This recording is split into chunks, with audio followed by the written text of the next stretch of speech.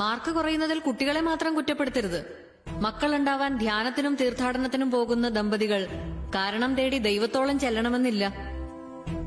പൊള്ളാച്ചിയിലെ മൈസൂരിലെയും കൃഷിസ്ഥലങ്ങളിൽ അതിനുള്ള ഉത്തരം കിടപ്പുണ്ട്. കേരളത്തിലേക്ക് അയക്കുന്ന പച്ചക്കറികളിൽ കുത്തിവെക്കുന്ന ഹോർമോണുകളുടെയും ആന്റിബയോട്ടിക്കുകളുടെയും രൂപത്തിൽ. കണക്കുകൾ അവിടെയും തീരുന്നില്ല. 50% കഴിഞ്ഞ 10 വർഷത്തിനിടയിൽ കേരളത്തിലെ ക്യാൻസർ ബാധിതരുടെ വർധനാ നിരക്ക്. ഇവിടെ ഇന്നീ കൂടിയിരിക്കുന്ന നമ്മുടെ ബന്ധുക്കളിലോ പരിചയക്കാരിലോ ഒരാൾക്കെങ്കിലും ക്യാൻസർ ഉണ്ടായിട്ടുണ്ടെന്ന് അർത്ഥം. ആ എണ്ണം ഇനിയും കൂടുമെന്നതും പ്രൂവൺ സ്റ്റാറ്റിസ്റ്റിക്സ്. അതിൽ കുട്ടികളുണ്ടെങ്കിൽ ലുക്കീമിയയ്ക്കുള്ള സാധ്യത കൂടുതലെന്ന് മറ്റൊരു പേടിപ്പെടുത്തുന്ന കണക്ക്.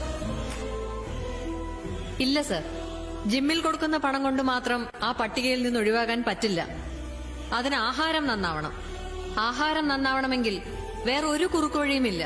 വീണ്ടും മണ്ണിലേക്ക് ഇറങ്ങണം. ഒരൊറ്റ ബാൽക്കണി, ഒരൊറ്റ ടെറസ്, അല്ലെങ്കിൽ 1/2 സെന്റ് ഭൂമി. ഒരു വീട്ടിലേക്കുള്ള പച്ചക്കറികൾക്ക് അത് ധാരാളം. ആർക്കും സാധിക്കും. ഒരിക്കലും കഴിയില്ലെന്ന് കരുതിയിരുന്ന ഞാൻ ഇന്നേക്ക് 7ാം ദിവസം 2000 പേർക്ക് സദ്യ ഒരുക്കാനുള്ള വിഭവങ്ങൾ നൽകാൻ പോകുന്നു. വെറും 10 ടെറസിൽ നിന്ന്. ഈ വേദിയിൽ എനിക്ക് പറയാനുള്ളത്, ഒരു വീടോ ഒരു ഫ്ളാറ്റോ ഒരു സ്ഥാപനമോ എന്ത് നിങ്ങൾ പണിയുമ്പോഴും കൃഷിക്കുള്ള സ്ഥലവും അതിലുണ്ടാവട്ടെ.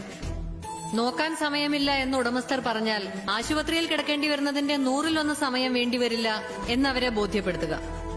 ചെലവിനെ പറ്റി പറഞ്ഞാൽ മെഡിക്കൽ ബില്ലിനേക്കാൾ ഒരുപാട് താഴെയാണിതെന്ന് മനസ്സിലാക്കി കൊടുക്കുക. നമ്മുടെ തന്നെ വീടുകളിൽ, നമ്മുടെ തന്നെ ചുറ്റുവട്ടത്ത് നമ്മുടെ കുട്ടികൾക്കുള്ള ആഹാരം. ശിശുരോഗ വിദഗ്ധൻ അല്പം വിശ്രമിക്കട്ടെ.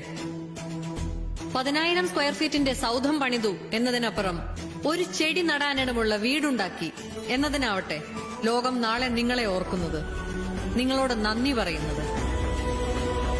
നമസ്കാരം.